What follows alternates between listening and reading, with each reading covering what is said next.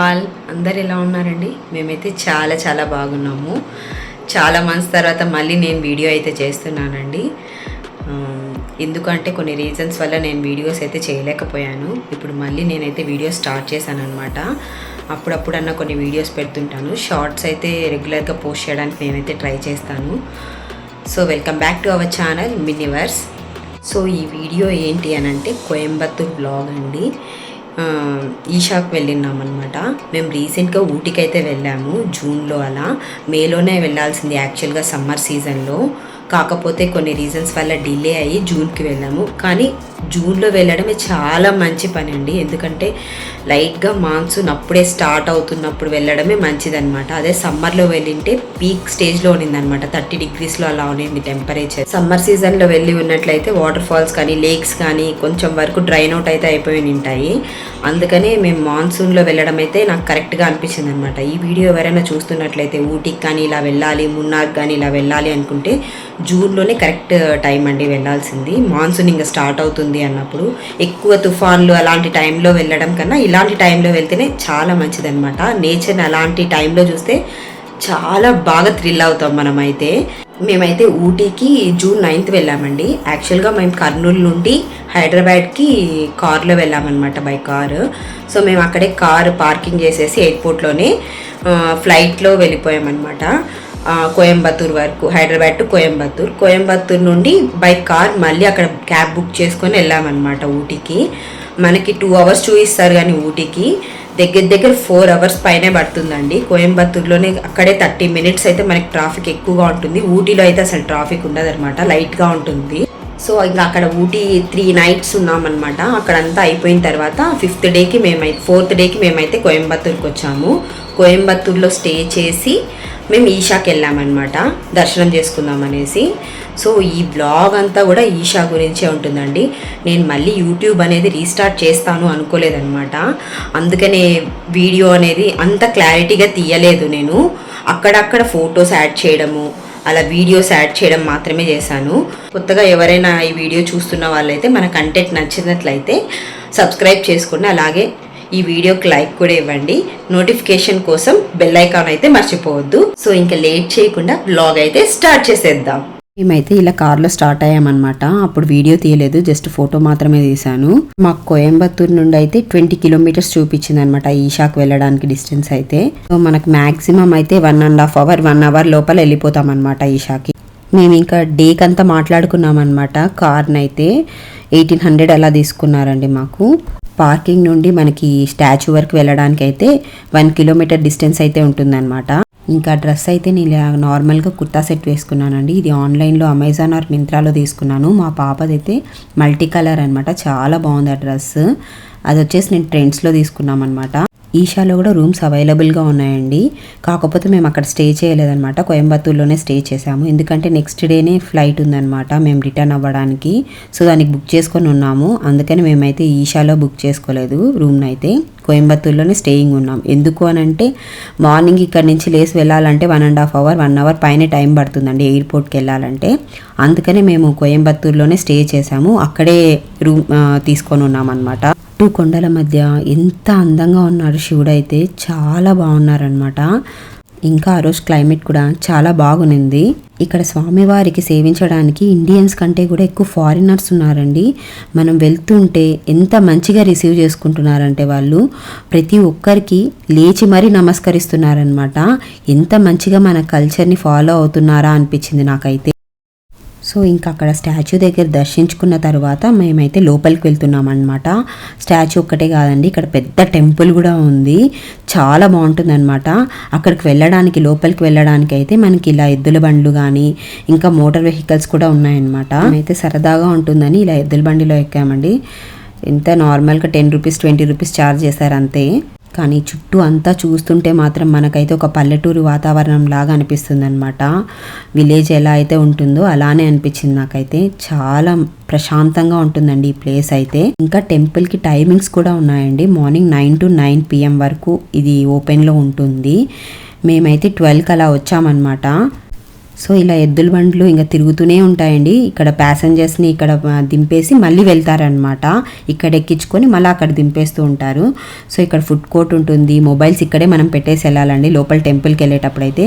Photo back side అయితే entrance మీకు కనిపిస్తుంది కదండి, సర్పద్వారం లాగా. అందులో నుండే మనం టెంపుల్కి వెళ్ళాలన్నమాట. టెంపుల్లోకి అయితే వెళ్ళిపోయామండి మేము మొబైల్స్ అక్కడ హ్యాండ్ ఓవర్ చేసేసి. ఇంకా టెంపుల్ టైమింగ్స్ వచ్చేసి మార్నింగ్ 7 to 10 అలా ఓపెన్ అయి ఉంటాయి. 10 తర్వాత నుంచి 4:20 వరకు మనకు అసలు ఓపెనే ఉండవండి టెంపుల్ లోపల దర్శనానికి. టెంపుల్లో అలా ఉంటుంది కానీ బయటే కూర్చోవాలి మనము. అసలు ఆ బయట కూడా మనకి ఏ మాత్రం కూడా బోర్ కొట్టదనమాట. లోపల టెంపుల్ అయితే చాలా బాగుంటుంది. వాటర్ ఫాల్స్ని అరేంజ్ చేశారు. అస్సలు చెప్పలేనండి మాటల్లో, మీరు వెళ్ళి చూస్తేనే చాలా బాగుంటుందన్నమాట. అంతేకాకుండా ధ్యానలింగ దర్శనం కూడా మనం చేసుకోవచ్చు, లింగ భైరవి దర్శనం కూడా మనం చేసుకోవచ్చు అనమాట. చాలా అంటే చాలా బాగా నచ్చింది. లోపలికి వెళ్ళిన వెంటనే మనల్ని సైలెంట్ చేస్తూ ఉంటారనమాట. సైలెంట్గా మెడిటేషన్ చేసుకోండి, సైలెంట్గా ఉండండి అనేసి. మొత్తం పీస్ అండ్ కామ్గా ఉంటుందన్నమాట ప్లేస్ అయితే. ఇంకా ధ్యానలింగ దగ్గరికి వెళ్ళినప్పుడు 15 minutes అనేది మనం కంపల్సరీగా మెడిటేషన్లో కూర్చుంటే మంచిదండి. అక్కడ కంపల్సరీగా కూర్చోబెడతారనమాట లింగం దగ్గర. నాకైతే ఒకటి అనిపించింది, ఈ టెంపుల్ అయితే మన హిందువుల కన్స్ట్రక్షన్ లాగా కాకుండా టిబెటియన్, ఒక నేపాల్ వాళ్ళు ఎలా కన్స్ట్రక్ట్ చేసుకుంటారో వాళ్ళ టెంపుల్స్ని అలా ఉంటుందన్నమాట. ఇక్కడ మీరు చూసే ఉంటారు చాలామంది సెలబ్రిటీస్ వస్తూ పోతూ ఉంటారనమాట. రీసెంట్గా మేము వచ్చే 1 day బ్యాకే సమంత గారు కూడా వచ్చారనమాట. కానీ మేము మిస్ అయిపోయాము. ముందే వచ్చిందంటే బాగుండు అనిపించింది.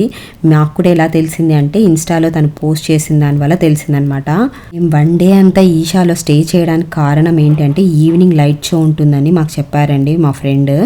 చాలా బాగుంటుంది అనేసి మేము అందుకోసమే అక్కడ ఈవినింగ్ వరకు ఉండిపోయామన్నమాట. ఆ రోజైతే ఫుల్ వర్షం 1 hour ఆపకుండా పడిందండి మధ్యాహ్నం అంతా. ఈవినింగ్ వచ్చేసి కూడా అలానే ఉండిందనమాట. మేము ఎక్కడ భయపడిపోయాము, మొత్తం వర్షం పడుతుందేమో, లైట్ షో చూడలేమేమో అనేసి. బట్ థ్యాంక్ఫుల్లీ వర్షం అయితే పడలేదు. అప్పటికే చాలామంది లేచి వెళ్ళిపోతున్నారు. ఒకవేళ వర్షం పడినా కూడా 1 kilometer వరకు మనకి ఎటువంటి చెట్టు కానీ ఏముండదండి. మనం వెళ్ళి అక్కడ ఉండడానికి కూడా ఇంకా వర్షంలో తడిసిపోవాల్సింది. ఎలానో ఇంత దూరం వచ్చి ఇంతసేపు ఉన్నాం కదా అని చెప్పేసి మేము వాన పడినా ఏం పడినా కూడా లైట్ షో చూద్దాం అనుకొని డిసైడ్ అయిపోయాము. లోపల దర్శనం అయితే చాలా అంటే చాలా బాగా జరిగిందనమాట. ఇంకా లైట్ షో వీడియో అయితే నేను ఫుల్గా పెట్టేశానండి, ఏ మాత్రం కానీ స్కిప్ చేయలేదనమాట. రాగా ఎలా ఉండేది అలానే పెట్టేశాను, ఎడిట్ కూడా చేయలేదు. స్టార్టింగ్లో మా పాప కొంచెం ఏడ్చిందనమాట, అదొక్కటి ఇగ్నోర్ చేయండి. మీరు ఎవరైనా ఈషాకి వెళ్ళినట్లయితే కంపల్సరీ లైట్ షో అయితే చూడండి, మిస్ అయితే కాకండి. లైట్ షో అయితే స్కిప్ చేయకుండా చూడండి, మీరు కంపల్సరీగా థ్రిల్ ఫీల్ అవుతారు.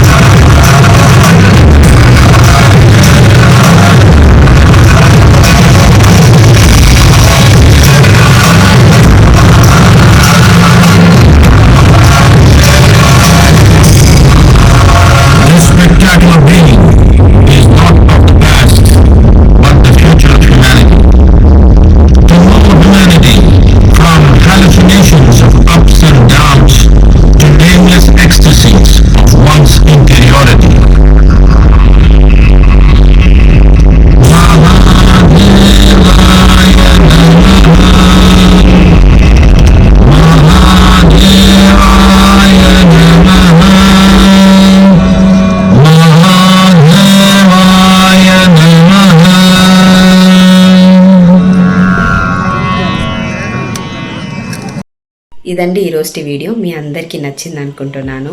ఒకవేళ నచ్చినట్లయితే లైక్ చేసి అలాగే సబ్స్క్రైబ్ చేసుకోండి. పక్కనున్న బెల్ ఐకాన్ అయితే క్లిక్ చేయడం మర్చిపోకండి. Thank you for watching.